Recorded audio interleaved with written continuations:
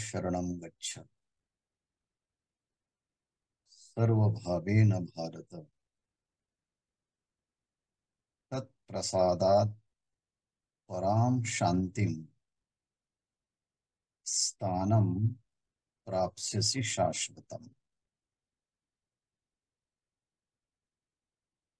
श्रीमद्भगवद गीता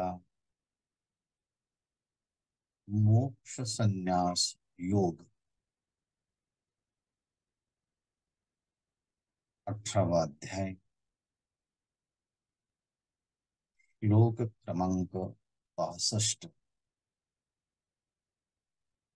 आणि ओवी क्रमांक 1319 इथपासून आजच्या ह्या क्रमिक चिंतनाला प्रारंभ करत आहोत।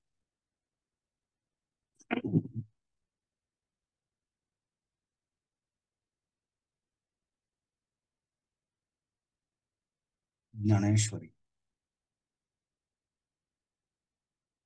श्रीमद भगवद गीतेवरील मराठी भाषेतील श्री संत ज्ञानेश्वर महाराजांची सर्वोत्तम टीका म्हणजे भावार्थ दीपिका अर्थात ज्ञानेश्वरी। गीता आणि त्यावरचं भाष्य ज्ञानेश्वरी आणि भगवत पूज्यपाद आचार्य श्री शंकराचार्यजी ह्या दोन भाष्यांच्या आधाराने आपण ह्या भगवद्गीतेच्या अर्थाचं चिंतन करतात। म्हणजे आपल्या बरोबर भगवान श्रीकृष्णांच्या मुखातील आणि व्यास महर्षींच्या वाणीतील आणि गणेशांच्या लेखणीतील हे अक्षर आहेत। ज्ञानेश्वर महाराजांच्या मुखातून प्रगट झालेले हे अक्षर आणि सच्चिदानंद बाबांनी लिहून घेतलेली ही ज्ञानेश्वरीची सिद्धाक्षर ह्या परतत्व स्पर्शित अशा अक्षरांना जेव्हा आपण स्पर्श करतोय वाणीने,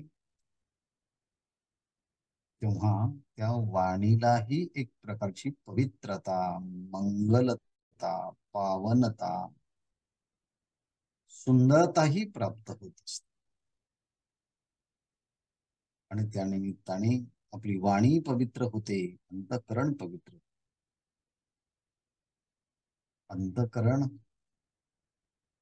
या अंतःकरणाला प्रगट होण्याचं पहिलं माध्यम म्हणजे आपली वाणी आहे, वाचा।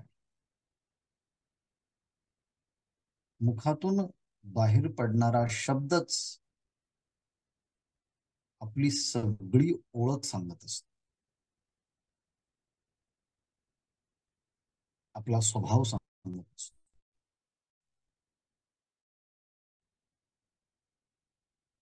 आपल्या आतील मनोवृत्तींचं दर्शन आपल्या शब्दातून होत असत। आपल्या अंतर विश्वामध्ये कोणत्या प्रकारचं आंदोलन चालू आहे, शरीर स्तरावर, मनाच्या स्तरावर, बुद्धीच्या स्तरावर, त्याचं सगळं प्रतिबिंब आपल्या वाणीतून अर्थात शब्दातून प्रगट होत असतं। आणि आपण त्या वाणीला ह्या अक्षरांचा स्पर्श करतो आहे। त्या निमित्तानं वाणी शुद्धी, अंतःकरण शुद्धी आणि त्यानंतर होणार आपल्या मनाला प्रबोधन, बोध होतो। आणि एकदा की बोध झाला मग आपल्यालाच वाटायला लागतं, अरे मीच तर खरा आनंदाचा स्रोत आहे। आणि म्हणून स्वांत सुखाची अभिव्यक्ती त्यातून होत असते। आणि हे तर मुख्य आपल्या ह्या शास्त्र चिंतनाचं प्रयोजन आहे। भगवंतांनी अर्जुनाचं निमित्त करून कर्तव्य कर्मामध्ये प्रवृत्त करण्यासाठी तत्वज्ञान सांगितलं, भक्ती सांगितली, साधना सांगितली, काय स्वीकारायचं काय टाकायचं याचाही विचार सांगितला. आणि म्हणून तुला युद्ध केलं पाहिजे, कारण तुझी प्रकृती ही क्षत्रियाची आहे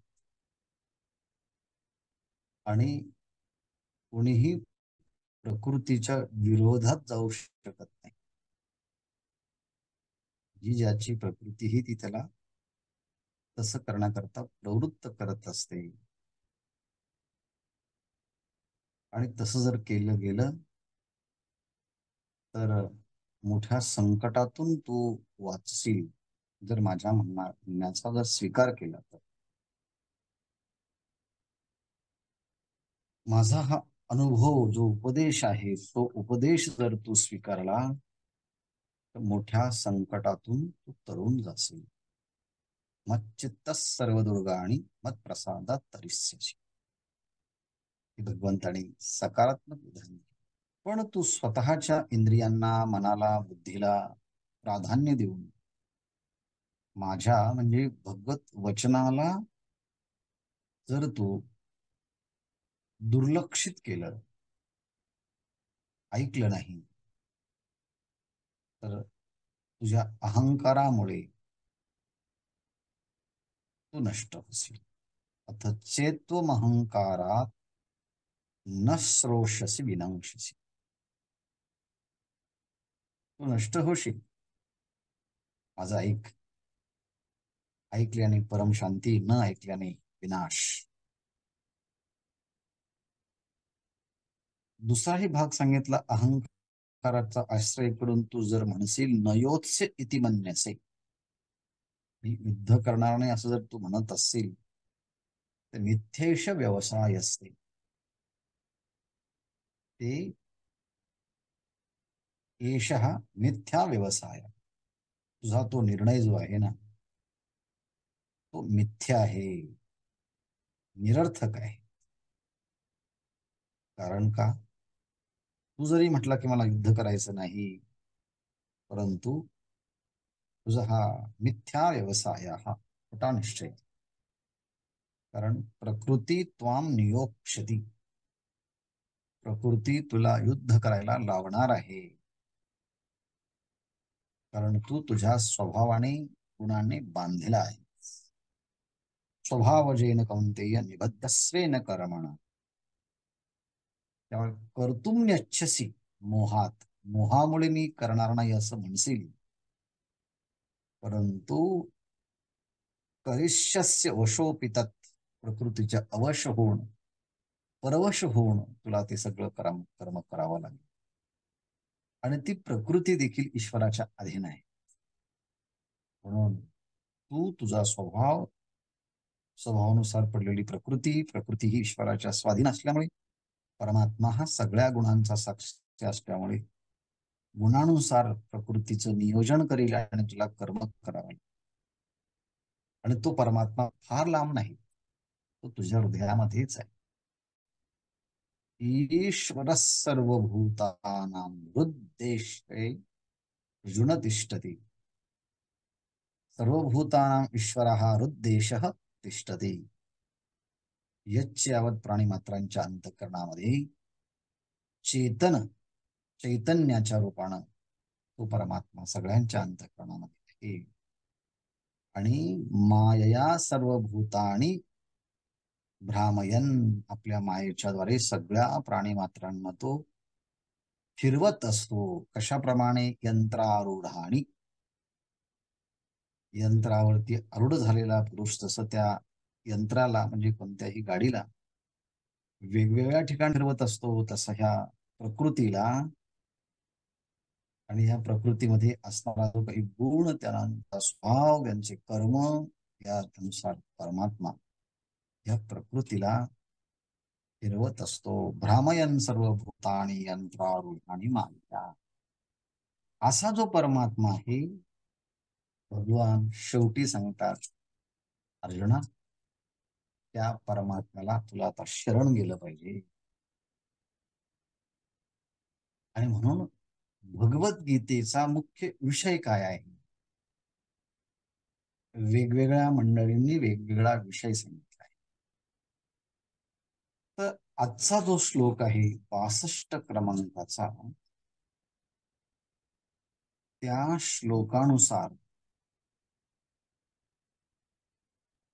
सर्व सांगतात की श्रीमद भगवद्गीतेचा मुख्य उद्देश आहे शरणागती, शरण जाणं, शरणापन्न. काय आहे शरणागती? शरणागतीचा काय प्रकार आहे तो आपण पाहणार. भगवान म्हणतात, हे भारत, तम एव सर्वभावेण शरणं गच्छ, तत्प्रसादात परां शांतिं शाश्वतं स्थानं प्राप्स्यसि. मला जे संबोधन वापरलं आहे ते आहे भारत.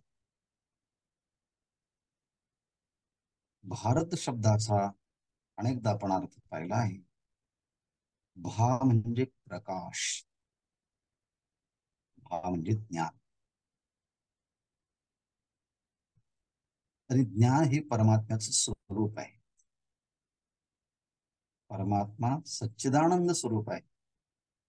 आणि त्या सच्चिदानंद स्वरूप हे परमात्म्याचं स्वरूप असल्यामुळे त्याच्यामध्ये रमणारा, म्हणजे ईश्वरामध्ये रमणं हा ज्याचा स्वभाव आहे, असा आहे भारत.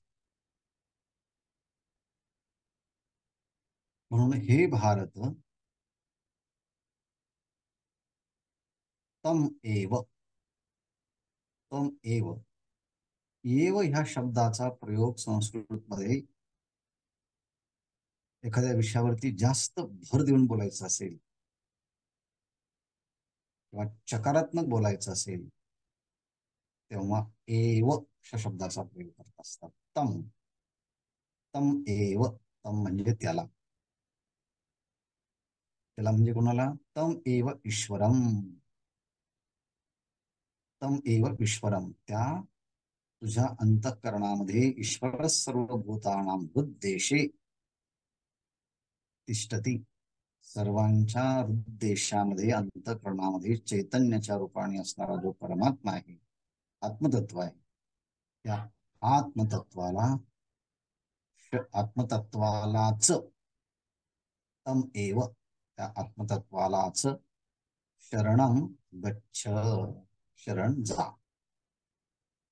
त्यामुळे थोडासा विशेष असा भाग आहे की संस्कृत मधले जे विधान असतात त्यामध्ये क्रियापद जे असतात ते वेगवेगळ्या लकारामध्ये वापरतात. त्याला लट, लोट, लिंग, लुंग असे हे 10 प्रकारचे लकार म्हटले जातात. त्या विशिष्ट काळामध्ये तो शब्द प्रयोग केला की त्याचा अर्थ त्या त्या प्रयोगानुसार समजावा लागतो. तसं गच्छ हा जो शब्द प्रयोग आहे हा आज्ञा करण्यासाठी वापरला जातो.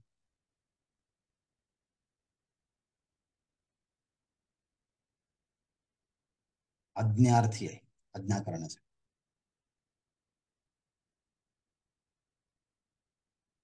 गच्छ, आणि सरळ जर बोललं असतं तर गच्छसी असं शब्द प्रयोग केला असता.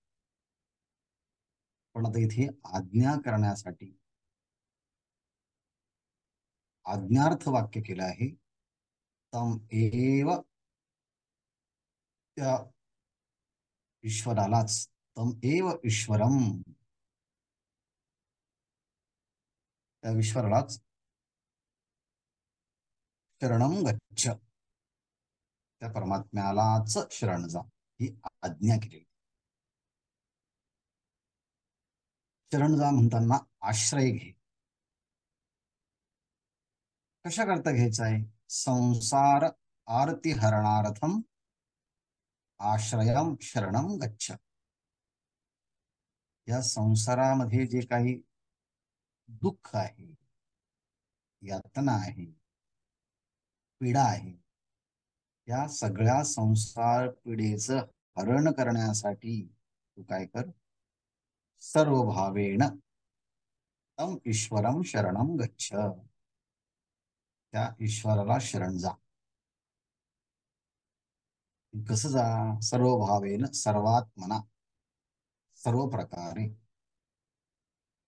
खरं म्हणजे भगवंताने म्हणायला पाहिजे होतं की मला शरण आहे. भगवंत अजून म्हणत नाही. अजून म्हणतात जे चेतन शक्ती सगळ्यांच्या अंतःकरणामध्ये आहे, तुझ्याही अंतःकरणामध्ये आहे, ते चेतन तत्व म्हणजे आत्मा, परमात्मा. म्हणून तू त्या परमात्म्याला शरण जा. अजूनही तेच सांग, त्याला शरण जा. पण तो मीच आहे हे पुन्हा पुढच्या श्लोकामध्ये सांगणारच आहे. पण आतापर्यंत हळूहळू ते ईश्वर तत्वापर्यंत आणलं. ईश्वर तत्व तुझ्या अंतःकरणामध्ये आहे ते सांगितलं, आणि त्या ईश्वर तत्वाला तू शरण जा. तुझ्या मूळ स्वरूपाशी तू एकरूप हो. मग काय होईल? तर ईश्वराला शरण गेलं की तत्प्रसादात, त्या भगवंताच्या ईश्वर अनुग्रहात, त्या ईश्वराचा अनुग्रह होईल, त्या परमात्म्याचा प्रसाद प्राप्त होईल, आणि पराम प्रकृष्टाम शांतीम, आणि श्रेष्ठ असणाऱ्या परम शांतीला, उपरती स्थान शांतीम उपरतीम स्थानम मम विष्णो हो परमम पदम राक्षसी शाश्वतम. नित्य, माझ्या नित्य शाश्वत असणाऱ्या परमपदाला अर्जुना तू प्राप्त होशील, असा हा सगळा भाग सांगितला. खरं म्हणजे ही शरणागती जी आहे, ही शरणागती भक्तीसाठी पण आहे. ही शरणागती ज्ञानासाठी पण आहे. ही शरणागती कर्मासाठी पण आहे. ही शरणागती संसारासाठी सुद्धा आहे. ही शरणागती ईश्वराशी एकरूप होण्यासाठी आहे.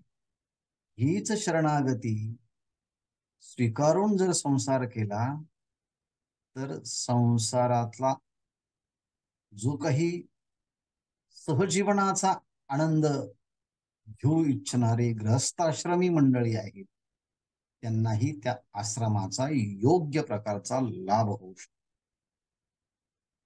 सगळ्याच प्रकारचं स्पष्टीकरण माझ्याकडनं ते शक्य होणार नाही, पण अगोदर जी विधानं केली आहेत ते मात्र अगदी सत्य आहे.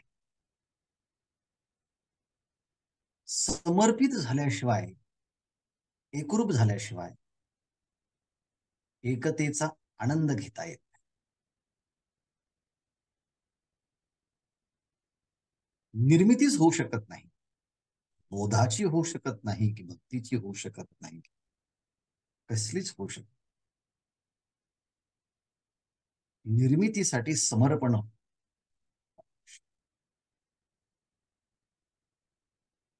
शेती, पावसाळ्यामध्ये शेतकरी शेती करतो, पण त्याआधी तो नांगरतो, मशागत करतो, त्यातलं तण काढतो, पेरण्याच्या पूर्वी पुन्हा एक मशागत करून घेतो, आणि अगदी भुसभुशीत जमीन होते, त्यामध्ये पाऊस पडतो, आणि मग विशिष्ट प्रकारची वापसा तयार.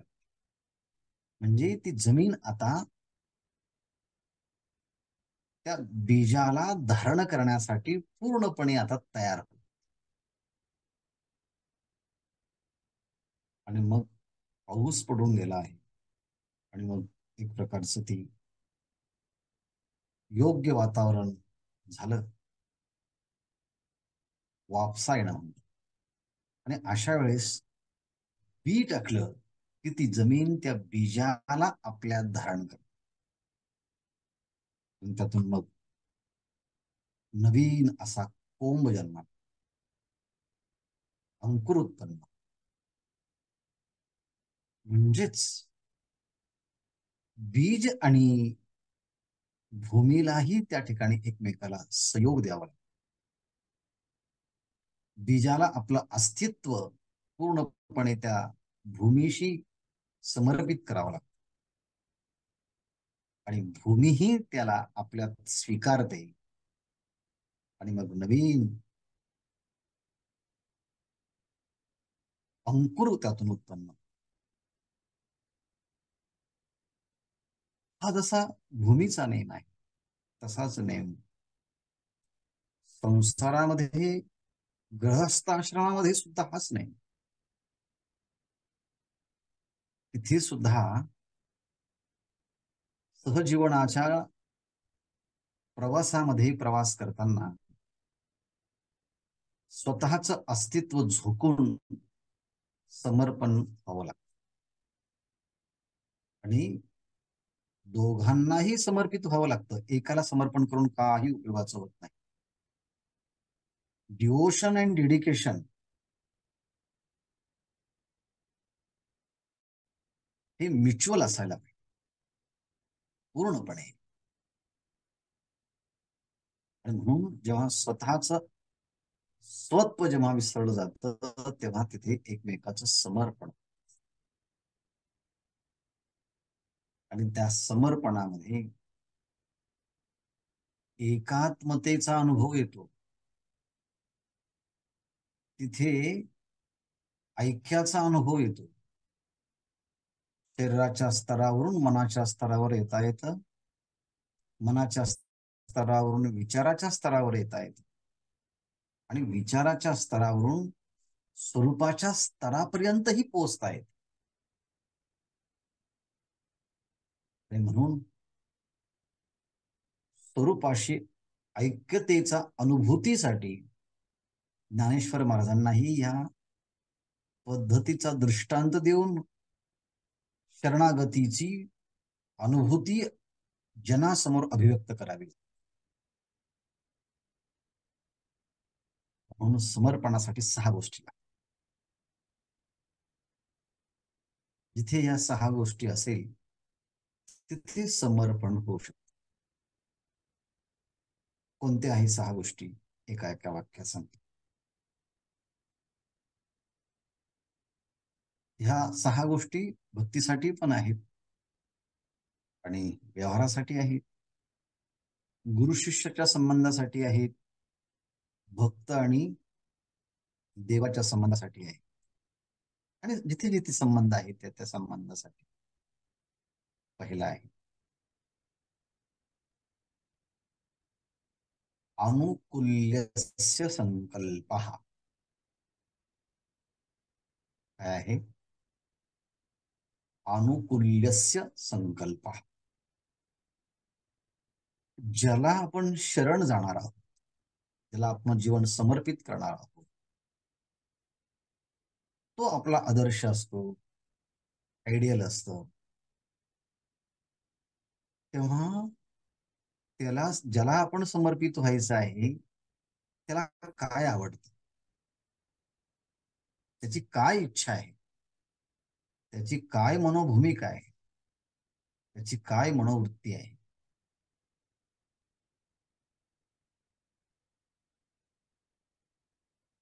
मग जर ईश्वराला शरण जायचं असेल तर ईश्वराला काय आवडतं,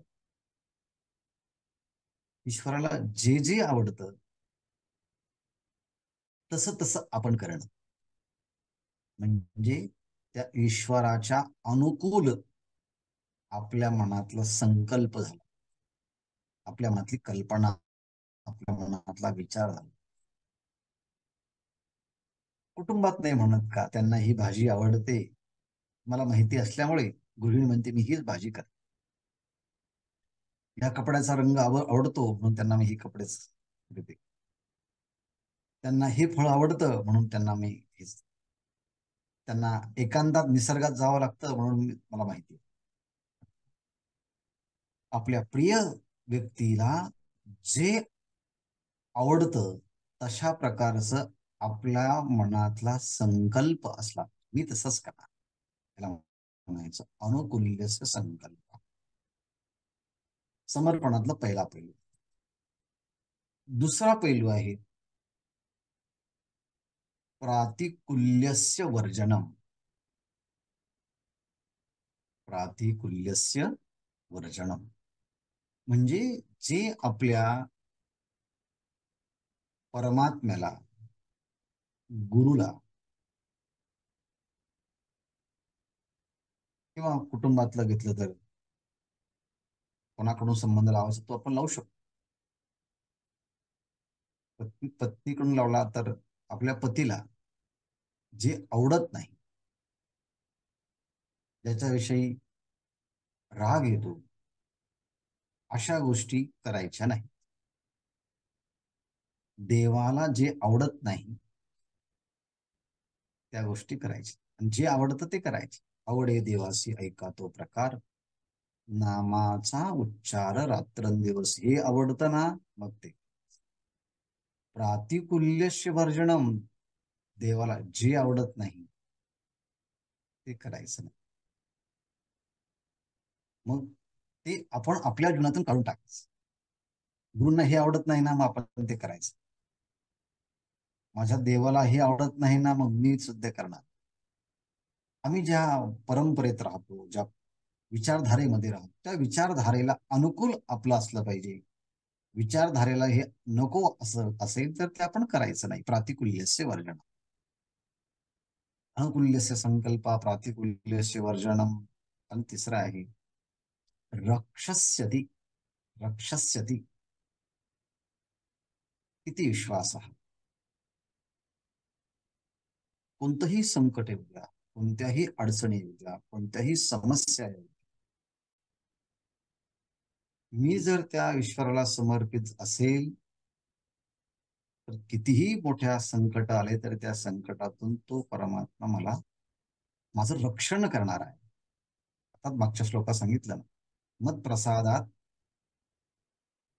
सर्व दुर्गाणी तरिष्यसी. मच्चित्त सर्व दुर्गाणी मत प्रसादात तरिष्यती.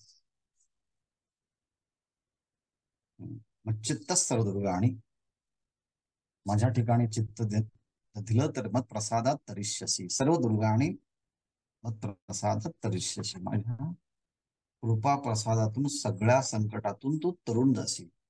तसं भक्ताच्या अंतःकरणामध्ये एक पाहिजे की ज्याला मी आता शरण गेलो आहे, तो आता ह्या संकटातून मला बघायचा आहे की तो कसा मला तो मला तारणारच आहे. मी विनाकारण या संकटातून कसं मी तरुण जाईल असा विचार करण्याच्या ऐवजी आपण असा विचार करायचा, बघूया त्या परमात्म्याची लीला कशी आहे, या संबंधाने तुम्हाला कसा लीला या समस्येतून काढतो. रक्षस्यती, तो माझं रक्षण करणार. गोप्तृत्व वर्णन तथा. शेवटी अनेक गोष्टी जरी आपल्या समोर असल्या तरी आपण मनातून सगळ्या गोष्टींचा स्वीकार नाही करायचा, मनातून फक्त त्याचा स्वीकार करायचा. वर्णन, त्याचं वरण करायचं, त्याचा स्वीकार करायचा. मी ज्ञानेश्वरी, गीता वाचतोय, त्यातून मला त्या परमात्म्याकडेच जायचं. रोज प्रवचन ऐकतो आहे, ते सुद्धा मला त्याच्यासाठी जाण्याकडेच आहे. जेही मी काही करतो आहे त्याच्याकडे जाण्यासाठीच आहे. म्हणजेच मी माझ्या जीवनामध्ये स्वीकार, वरण कोणाचं केलं असेल तर त्या ईश्वराचं. जी काही कृती करतो ह्या कृतीतनं मला त्याचं दर्शन होतं. त्याला म्हणतात की वरण. हजारो लोक जरी असले तरी मला त्याचं गरज नाही, मला हेच पाहिजे. ईश्वरासाठीच मी आहे, मला त्याचा स्वीकार करायचा आहे. त्याला म्हणायचं स्वीकार करणं, वरण करणं. We have to choose it. मला ते स्वीकारायचंय, बाकी काही ना. नचिकेताला अनेक प्रलोभनं दाखवली, परंतु मला ब्रह्मविद्याच पाहिजे. मला ब्रह्मविद्येच वर्ण कर. वर्णम तथा. पुढची आहे आणि 5वी आहे आत्मनिक्षेप. जितका क्रमांक असेल तो पहा. आत्मनिक्षेप. आत्मनिक्षेप म्हणजे जे काही आपल्या मनामध्ये असेल त्या सगळ्यांचं निवेदन करणं, प्रगटीकरण करणं, जसं आहे तसं सांगणं. असं झालंय तेव्हा तुम्हाला स्वीकार करा. काय मनातील भावना ज्या आहेत त्या हीनतेने दीनतेने त्या परमात्म्यासमोर सांगा. आत्मनिक्षेप म्हणजे आपल्या स्वतःला एक्सपोज करणं, जसे तसं सांग. आत्मनिक्षेप आणि कार्पण्य. स्वतःच्याकडे दीनतेची भावना म्हणजे लीनतेची भावना. तेव्हा तू सर्वश्रेष्ठ आहेस, सच्चिदानंद स्वरूप आहेस, दयाघन आहेस, करुणावंत आहेस, मी तुला शरण आलो आहे. अशा प्रकारची लीनता दीनता व्यक्त करणं ही 6व्या प्रकारची शरणागती. ह्याप्रमाणे या सगळ्या शरणागतीने त्या परमात्म्याला शरण जाणं याला म्हणतात की सर्व भावेन शरणम गच्छ. सर्व भावाने त्याला शरण जाणं. त्याप्रमाणे तमेव शरणम गच्छ सर्वभावेन भारत तत्प्रसादात परम शांतीं स्थानं प्राप्स्यसि शाश्वतम. त्यामुळे तत्प्रसादात त्या परमात्म्याच्या प्रसन्नतेमुळे कृपेमुळे म्हणजे तत्प्रसादात म्हणजे ईश्वर अनुग्रहात त्या परमात्म्याच्या अनुग्रहामुळे पराम प्रकृष्टाम शांती श्रेष्ठ असणारी जी शांती परती त्या स्थानाला म्हणजे भगवंताच्या त्या पदाला तो भगवत भक्त पोहोचतो. मग म्हटली सगळी गीता सांगत असताना शेवटी कोणत्या विचारापर्यंत येऊन भगवंत थांबले. अर्जुना तू जीव आहेस ना, मला शरण ये. मग शरण येण्याकरता सांगितलं म्हणून रामसुखदासजींनी जी साधक संजीवनी वगैरे काही ग्रंथ लिहिले त्यात शरणागतीला जास्त त्यांनी प्राधान्य दिलं, जास्त महत्व दिलं. तो विषय गौरवान्वित केलेला आहे शरणागतीचा. आणि म्हणून मला शरण ये,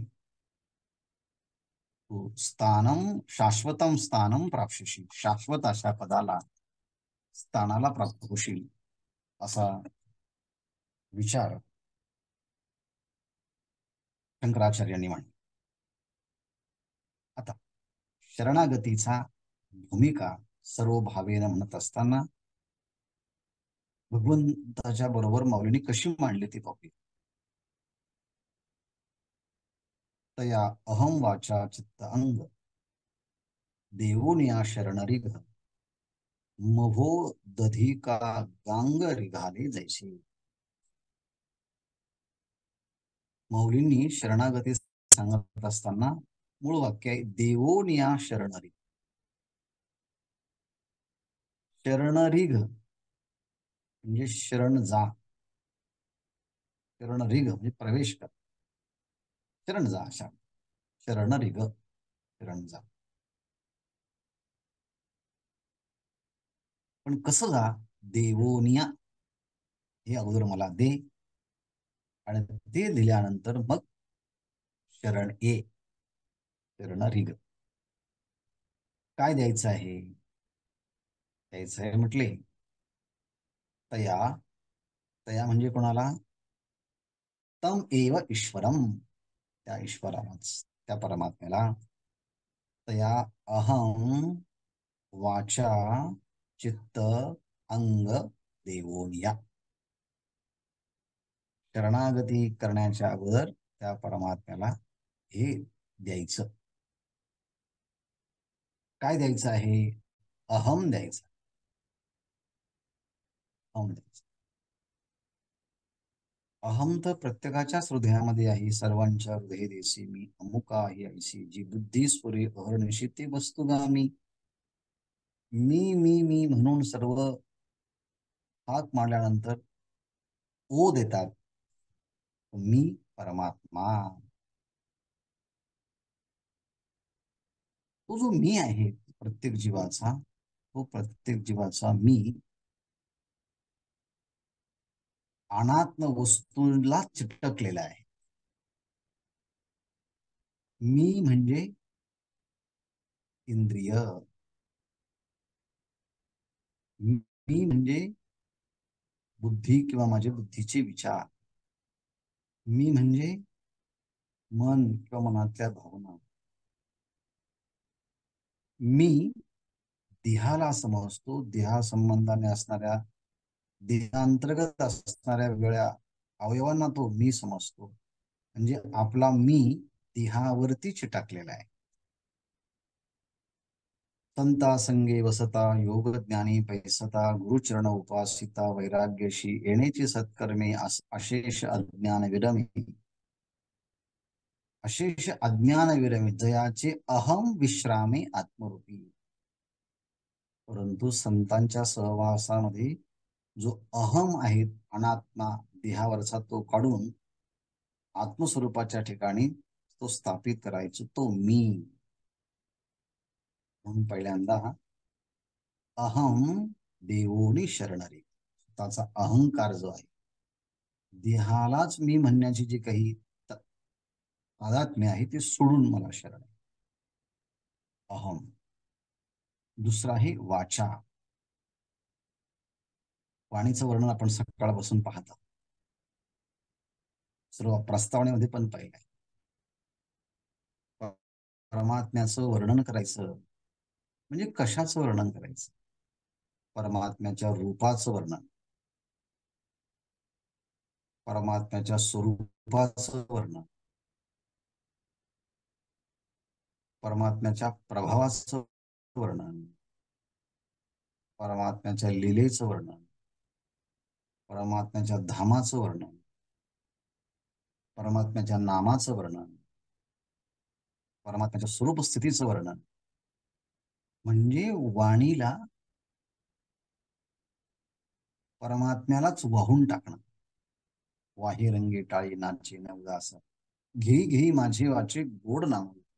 वा वाणीला बाह्य प्रपंचाच्या अनात्म आणि निरर्थक वस्तूच्या वर्णनामध्ये टाकण्याऐवजी ईश्वर चिंतनामध्ये समर्पित करणं, याला म्हणतात की वाचा देऊन शरण. लाचावली म्हणून लागली सगोडी ते जीवेन सोडी ऐशी झाली, याला म्हणतात चित्त देऊन शरणारे. चिंतन करणं हा चित्ताचा स्वभाव आहे.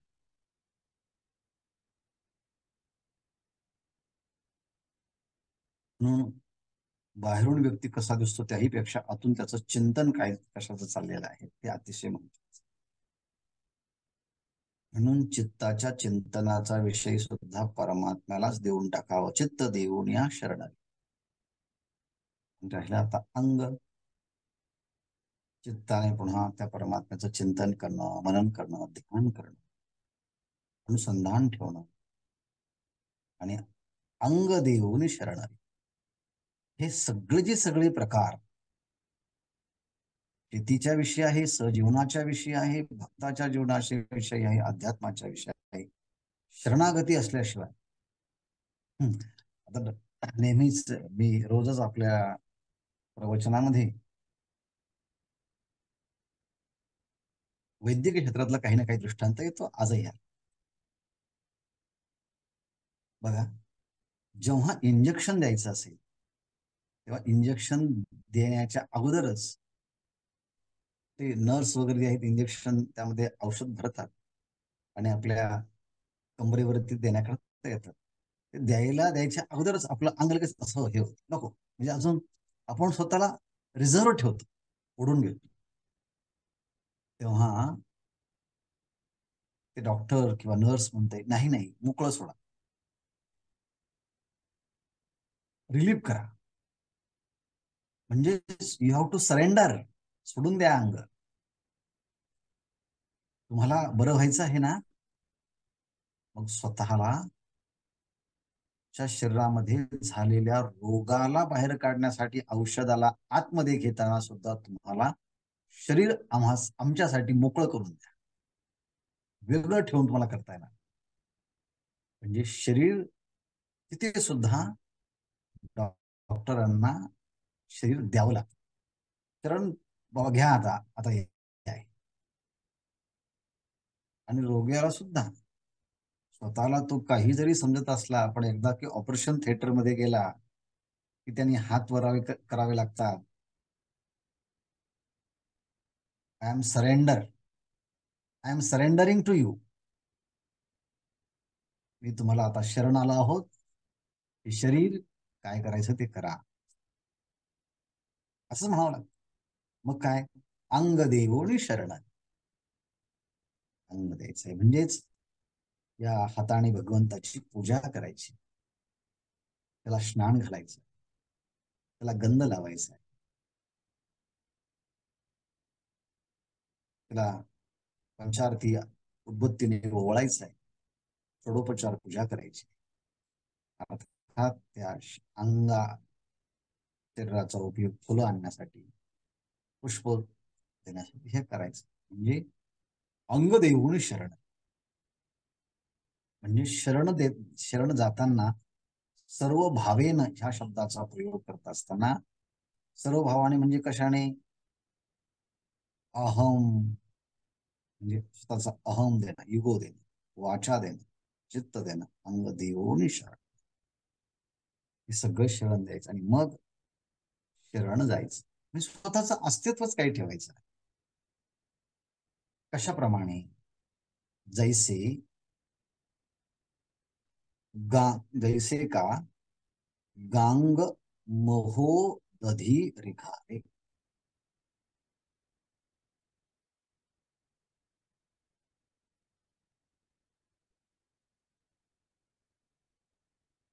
गांग, गंगा, जैसे गांग मोहो मोहो दधी रिखारे. महाउदधी असा शब्द, उदधी शब्दाचा अर्थ होतो समुद्र, आणि महाशब्दाचा अर्थ मोठा समुद्र. गंगा जेव्हा वाहत वाहत जाऊन पूर्णपणे त्या समुद्राला स्वतःला झोकून देते, आणि जेव्हा ती गंगा झोकून देते, तेव्हा गंगा म्हणून नावही राहत नाही, गंगा म्हणून रूपही राहत नाही, गंगा म्हणून स्वरूपही राहत नाही. आता तिची ओळख समुद्राच्याच नावाने. आता गंगा रूपाने ती राहत नाही, प्रवेश होईपर्यंत गंगा राहते, पण एकदा की समर्पित झाली की तिला आता गंगा म्हणता येत नाही, ते समुद्रच पूर्णपणे समर्पित, काही मागे राहत. तसं शरण जाणारा पूर्णपणे ईश्वर स्वरूप होतो, तदाकार होतो, एकरूप होतो. आणि ही आहे शरणागतीची पद्धत. तया अहम वाचा चित्तांग देऊन या शरणरिग महोदधिका गांगरिका हे जैसे शेष विचार आपण देतो.